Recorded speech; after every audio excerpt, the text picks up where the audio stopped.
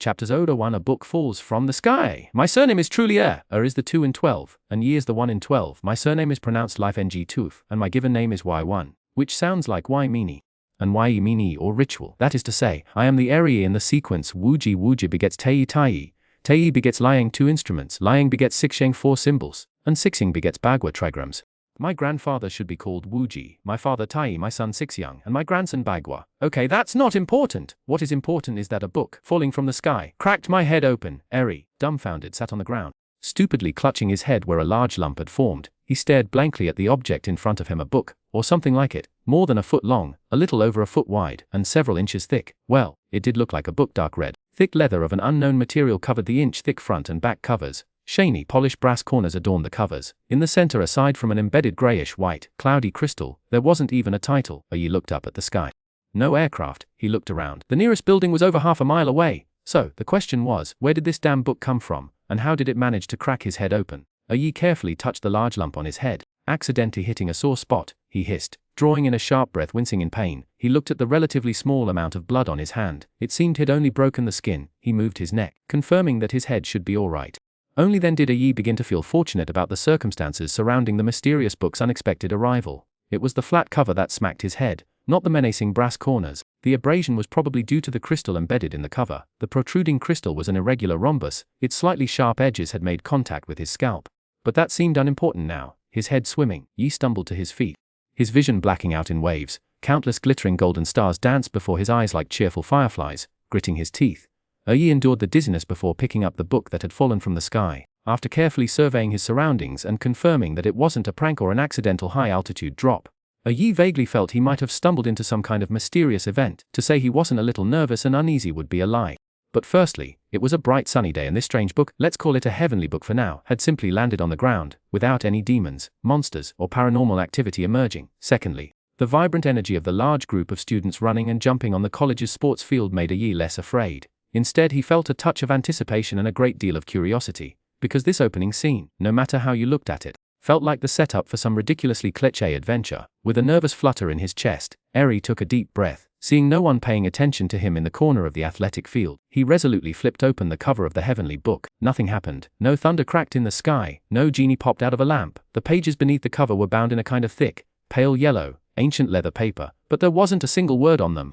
Eryi flipped through several pages in astonishment, even skipping to the very end. Sure enough, nothing. What the heck, a wordless heavenly book? Or was this just a blank notebook? Thinking he might be opening it incorrectly, Eryi carefully flipped through it from beginning to end again. He even squeezed the cover and back cover, which were a full finger thick, to make sure there were no hidden compartments containing martial arts manuals or pirate treasure maps or anything like that. After checking again and again, Eryi understood. This was just a uniquely looking blank notebook. While the cover was a bit peculiar, the material uncommon, the overall craftsmanship exquisite, and its origins mysterious, giving it a somewhat enigmatic air. Damn it, it's just a rather thick, blank notebook. Screw this! Eryi threw the book down in a fit of anger. He thought he'd stumbled upon some magical artifact from a web novel, had been needlessly anxious and expectant for hours, and now he had a huge bloody lump on his head to show for it. The cut on his scalp was bleeding quite a bit. How many bottles of Nutrition Express would it take to recover from this? Oh, wait a minute. Eryi rubbed the dried blood on his fingers. Don't magical artifacts in novels require a blood oath to activate? Maybe it hasn't been activated yet. That's why I can't see the contents. He scurried back and retrieved the heavenly book. Wincing, he touched the small wound on his head, dabbing a little blood onto the grayish-white, cloudy crystal on the cover, meticulously applying it. But even after the blood on the crystal dried, no blood-sucking crystal, no radiant glow, no spirit appearing, no system binding. Was it not enough blood? Yi touched the small wound on his head, questioning himself. It had already scabbed over. Looking at his finger, he decisively gave up. He wasn't Naruto, he couldn't bite his finger. He was afraid of pain. Yi could only dejectedly wipe away the dried blood on the cloudy crystal. This heavenly book, at least, looked pretty good. He planned to keep it as a souvenir. But after wiping away the blood, he inadvertently noticed a faint, subtle gleam flashing within the grayish, "Why, cloudy crystal!" Ha! It worked. 21's eyes lit up. He held the heavenly book, observing it from various angles, but could no longer find the flowing light. Was it just my eyes? 21 mumbled in frustration. He decided to go back and apply some antiseptic first, then carefully study this heavenly book again, otherwise the wound on his head might get infected, like carrying bricks. 21, grunting with effort, lugged the impossibly heavy heavenly book back to the dorm and tossed it onto his bed. Then, after a rummage through his belongings, he found a bottle of antiseptic in the cupboard of the basketball-loving dorm leader, Fat Tiger, and fumbled to apply some. He also used 2 band-aids to create a cute, goofy X on the top of his head. He went to the bathroom, carefully avoiding his wound, and cleaned himself up. After Xuanhuan climbed into his bed and picked up the heavenly book to study it again. Chapter Twin Possessed. Just now, in the setting sun on the playground, perhaps the refraction of light made him see things, but indoors, without the lights on, he couldn't possibly be mistaken again, could he? Eryi stared at the grayish-white crystal on the cover of the heavenly book, looking at it from left to right. This thing is so cloudy and opaque, how could it refract light? But surprisingly, after Eryi stared at it for a long time, whether it was due to his intense focus causing an illusion, or because it was clearer in the dimmer environment, he clearly saw a faint stream of light constantly rotating within the crystal. But this time, before he could exclaim in surprise, the faint stream of light swirling within the crystal, spinning faster and faster, suddenly burst out of the crystal, transforming into a hazy white light. It shot into Eryi's brain, who had leaned in too close to see the inside of the crystal, leaving him no time to react before he fell onto the bed with a thud, unconscious. The crystal on the heavenly book's cover flickered a few times before dimming, as if its energy had been completely depleted, but a faint ethereal thought connected Eryi and the heavenly book, plunging them into a peculiar state of resonance. He struggled to awaken from a deep slumber. Eryi felt his head heavy and muddled. An overwhelming fatigue and drowsiness weighed him down, his eyelids feeling glued shut, his body felt heavy, as if pinned down by a ghostly presence. Though his consciousness had returned, he couldn't control his body. A wave of nameless panic washed over Eryi. He felt like a dying man, gravely ill. He wanted to move but couldn't. He wanted to call out, but no sound emerged. An intense weakness surged from the depths of his soul, as if his body had been completely drained. Lying like a corpse for a long time, 21 finally felt his body slowly regaining sensation. He struggled to open his eyes and sat up. It was as if he had pulled an all-nighter for several nights, only to be forcibly woken up after just half an hour's sleep. His head buzzed and roared. 21, dizzy and disoriented, hunched his back, his head limply drooping onto his chest, too heavy to lift, sitting on the bed, dazed for a while. He finally displayed a look of utter bewilderment. Who am I? Where am I? What am I doing? Expression, and looked around. Weak as a thread, 21's mind was blank, a hazy void where no thoughts could take root. After a long while, he finally mustered the strength to struggle out of bed, but because his hands and legs were weak and his limbs felt powerless, he almost tumbled down the bed ladder. Leaning on the bed ladder, he gasped for breath. 21 looked out the window at the slightly brightening morning light, then at his roommates sprawled across the room in various sleeping positions, and suddenly realized that he had slept soundly for a whole night. It was already the next day. Staggering unsteadily, he leaned against the wall and struggled to the bathroom, turning on the tap to splash cold water on his face. 21 slapped his cheeks hard, trying to clear his aching head, but when he looked up, he was startled by his own reflection in the mirror. Although he originally had a delicate, pretty voice, and because he had been spending years cooped up in the dorm reading novels, rarely engaging in the strenuous activities of his more energetic peers, his body was thin, and his skin looked pale, but it definitely shouldn't be like the person in the mirror now, with a complexion as grey and lifeless as a zombie in a movie, and lips tinged with a terrifying greyish white. Oh my god, what the hell is wrong with me? Eryi touched his cheek, which had become gaunt overnight, his cheekbones prominent. His mind was a muddle for a while before he remembered what had happened. That burified. Eryi stumbled back to the bed. He found the thick, strange book still lying quietly on his bed. Suddenly feeling afraid, Yi took 2 steps back. Too afraid to a moment's thought, Eryi gritted his teeth, struggled into his clothes, and bravely fought down his fear. He wrapped the strange book in a pillowcase, stuffed it into his long unused backpack. Before his roommates woke up, he dashed out the door. He had to return that strange and unsettling book to the place where he'd found it yesterday. Despite hurrying as much as possible, Eryi, weak and moving at a snail's pace, hadn't even crossed the vast college athletic field to reach the edge where he'd been hit by the strange book yesterday before he was too tired to walk any further. Gasping for breath, Eryi sat down heavily on the ground, forced to rest for a while. He tossed the backpack containing the strange book far away, tempted to just leave it there and walk away, but he worried that it was too close to the dormitory, a gathering place for students, and if someone else picked it up, it might cause further trouble. Eryi couldn't help but feel immense regret. He had clearly read too many novels, acting as if possessed.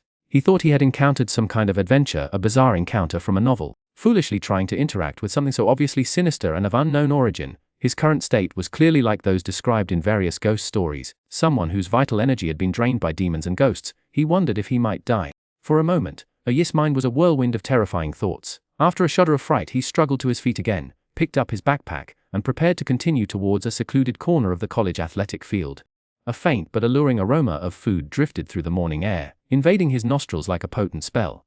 After his exertions, Eryi's body had fully regained its sensation, but already weakened beyond measure. The scent of food triggered something within him, as if awakening some primal instinct. His stomach rumbled loudly, a wave of intense hunger surging through him. He felt a burning sensation in his stomach, a near cauterizing effect from his stomach acid, as if an unseen hand were cruelly twisting his gastric lining. Thus Eryi, who had been heading towards a secluded corner of the academy's athletic field, veered off course like a mindless zombie, his feet carrying him unbidden towards the cafeteria, where breakfast was already being served. When Eryi finally came to his senses, he found that, in a daze, he had unconsciously ordered a mountain of food and devoured it all in a frenzy. This caused the dining hall auntie and a few early rising students to stare at him in utter terror, for the mountain of food on the table was simply not something one person could possibly consume. Chapter 1003 Enlightenment. As the food entered his stomach, it was digested at an astonishing speed. It transformed into waves of warmth coursing from his stomach to his limbs and organs, especially his brain. Feeling reborn, 21 discovered his condition was rapidly improving. His previously sluggish brain regaining its function. Under the strange gazes of the dining hall auntie and several students, 21 gritted his teeth and quickly devoured the remaining dozen or so buns, 5 or 6 bowls of noodles, and 7 or 8 bowls of congee. Wiping his mouth, he grabbed his bag and fled the academy's second dining hall. If he didn't leave, a shocking post titled something like "Shocking Ravenous Ghost Spotted in Second Dining Hall This Morning," he actually would probably appear on the campus online forum soon. Perhaps it was because he had eaten his fill. As 21 jogged along, he began to feel his strength returning. My legs felt strong, my mind clear. The rising sun warmed me through and through. The academy was bustling with students. The lively atmosphere eased some of Eryi's fear. Eryi was somewhat surprised that he hadn't burst after consuming the food of 15, perhaps even dozens of people. Taking out his phone and turning on the camera, Eryi found that his deathly pale complexion had returned to normal after eating. Though he still looked somewhat haggard, at least he didn't look as terrifying as he had earlier, like someone a fox spirit had drained of their life force. He subconsciously rubbed at his slightly diminished dark circles and touched his still gaunt cheeks. With his composure restored, Eryi's intelligence finally rebooted, and he began to recall what had happened last night. Perhaps because he was surrounded by people, Eryi's courage grew, and he no longer felt the urge to rush to that secluded corner of the academy. Instead, he sat down on the broad expanse of grass beside the busy plastic running track, placing his book bag containing the strange book a short distance away and staring intently at it. Of course, no demons or monsters would jump out of the bag to bite him. Eryi had already mostly pieced together the events of last night. Calm down and think carefully. The strange changes in my body while related to this strange book don't seem to be some inexplicable supernatural event. Judging from my current state, it seems more like an accidental stumble. I unintentionally triggered some kind of emergency mechanism within this mysterious book, leading to an inexplicable connection with myself. This faintly strange feeling newly present in my mind seems to explain what happened. The book didn't instill concrete textual information into Eryi's mind, but a more akin to an intuitive, vague feeling. It's like how you wouldn't consider a chair dangerous but you know a teacup is for drinking water. You just naturally know the answer. And it was the same for Eryi. After calming down and seeing the backpack containing the strange book, he naturally understood what had happened to him. Simply put, it's very simple. With the abilities of an ordinary human like Eryi, it was originally impossible for him to have any connection whatsoever with this bizarre book that fell from the sky. But his imagination ran wild, and he smeared his blood onto the crystal, forming a kind of medium originating from his bloodline. Besides a novelist who was deeply poisoned by novels, how many normal people would think of smearing blood on a bizarre book that fell from the sky? Then he kept staring at the crystal without stopping, his consciousness intensely focused on it, to the extent that the depleted book, after absorbing a trace of Eryi's mental energy, was reactivated and began to actively draw on his spirit, undergoing a degree of recharging. But the book's origins were certainly not ordinary. It was definitely not something that Eryi, an ordinary human, could control. As a result, Eryi's spirit was overdrawn during the recharging process, causing him to faint directly, and in order to replenish his mental energy loss, protection mechanism automatically activated, beginning to supply energy to his brain. But Eryi, having fainted, was an ordinary person with inherently weak mental energy, coupled with his inability to obtain timely external replenishment. He could only consume his body fat as fuel. That's why he woke up to find himself almost drained dry by the strange book. Fortunately, the strange book wasn't a one-sided leech. After restoring some of its functions, it had fed back something to 21. As for what exactly the book had given back, 21 was completely bewildered and clueless at the moment. After all, although he had established a certain subtle connection with the strange book on a spiritual level, the feeling was extremely vague. The speechless book couldn't directly tell him anything, it could only subtly guide him on a spiritual level, letting him discover the answer himself. This faint spiritual guidance was extremely fragile. When 21's spirit agitated, the two could connect at all. This led to 21 waking up, being startled by his own appearance, and then plunging directly into panic, creating this self-inflicted farce. Gritting his teeth, 21 steeled his heart. He grabbed his backpack and took out the bizarre book, nervously touching the crystal on the cover. At this moment, the originally murky grayish-white crystal, after absorbing a large amount of his spiritual energy, was slightly clearer. The crystal surface felt slightly smoother, and appeared somewhat more lustrous, no longer as dull and grey as a roadside pebble. Eryi took a deep breath, steadied his nerves, and carefully turned the first page of the heavenly book. At this moment, blank heavenly book was no longer empty. After paying a great price, inscriptions finally appeared on its pages. First, on the inside of the cover, a page appeared filled with writing in an unknown script. Beside it were several illustrations that looked like a blend of chemical formulas and constellation charts. Strangest of all, the symbols on the page belonged to no known language on Earth. Theoretically, Eryi should have been absolutely incapable of understanding these glyphs that resembled arcane scribbles. Yet, at a glance, he understood their meaning, and could even pronounce the words accurately. Chapter 004. Potential Awake. You have awakened a talent for exploring endless mysteries and eternal laws, gaining the ability to control the essence of arcane power. If you wish, you can wield arcane power to achieve any result you desire. Linguistic Mastery Permanent. The subject can understand any spoken language of an intelligent being, or read any written text they previously couldn't understand, with the fluency of a native speaker. Appraisal Permanent. The subject can understand the basic information of the object of their attention, including its nature, function, structure, material, usage, etc. The appraisal results are presented in a format understandable to the subject. If the subject possesses relevant knowledge concerning the target of appraisal, they will obtain more detailed results. Learning relevant knowledge can improve appraisal effectiveness. The Gluttonous Tyrant's Book of Devouring Permanent. Very delicious tongue you. Vadamantine jaws. Devouring throat. Gluttonous swallowing technique. Rampaging appetite. Strong acid gastric juicer. Greedy intestines. Churning viscera. Iron gut and steel stomach. Dimensional stomach pouch. These four were clearly the rewards bestowed upon him by this mysterious heavenly book after had absorbed a large amount of 21st spiritual energy. Linguistic mastery. Literally. It seems to be some kind of linguistic ability, once mastered. It sounds like one could become a translator. This seems pretty good. 21's first thought was to use this ability to find bargains on Taobao, like in those online novels. Even if things got really tough, it seemed like he could make a living as an appraiser for auction houses or collectors. Eryi completely failed to understand the arcane potential section. The description was vague and rambling, utterly incomprehensible. But what in the world was this Gluttonous Tyrant's Book of Devouring? Eryi, utterly bewildered, focused his attention on this bizarre passage. The words on the page shifted and rearranged, revealing hidden descriptions. The gist was that he could use these abilities to recover from the drain on his body by consuming large quantities of food. In short, these gluttonous abilities compensated for the damage to his health caused by using the power of the heavenly books. The reason he had eaten like a starving ghost just now was because his body urgently needed nutrients to recover, thus activating these ingrained gluttonous abilities. But the question was, what use were these bizarre abilities to him? A master appraiser, or simply a happy glutton? Eryi couldn't help but feel lost, unable to figure out how to use these abilities granted to him by the heavenly books. Fortunately, it wasn't just those few lines on the cover and inside pages. The first page of the heavenly book also displayed similar characters, but magically, the character types were completely different from those on the cover and inside pages. They looked like a completely different linguistic system and writing system. The difference as vast as that between hieroglyphs and phonetic scripts. Fortunately, he could still understand them. This phenomenon gave 21.